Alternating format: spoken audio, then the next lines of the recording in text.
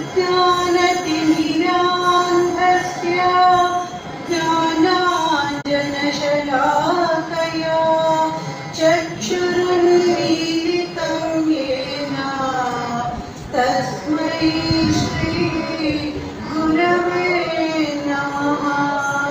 गुरुर्ब्रह्मा गुरुर्विष्णुः गुरुर्देवो महेश्वरः गुरुरेव परं ब्रह्म तस्मै श्री गुरवे नमः।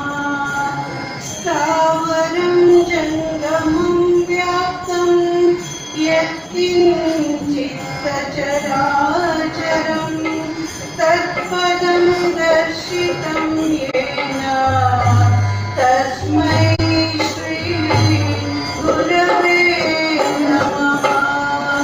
सर्वश्रुतिशिरोरत्ना विराजितपदाम्बुजः वेदान्ताम्बुजसूर्यो यः तस्मै श्री गुरवे नमः। चैतन्यशाश्वतः शान्तो व्योमातीतो निरञ्जनः बिन्दुनादकलातीतः तस्मै श्री गुरवे नमः।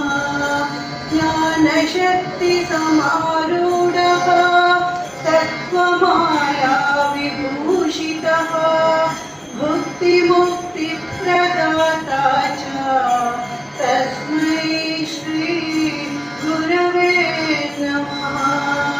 अनेकजन्मसंसिद्धिं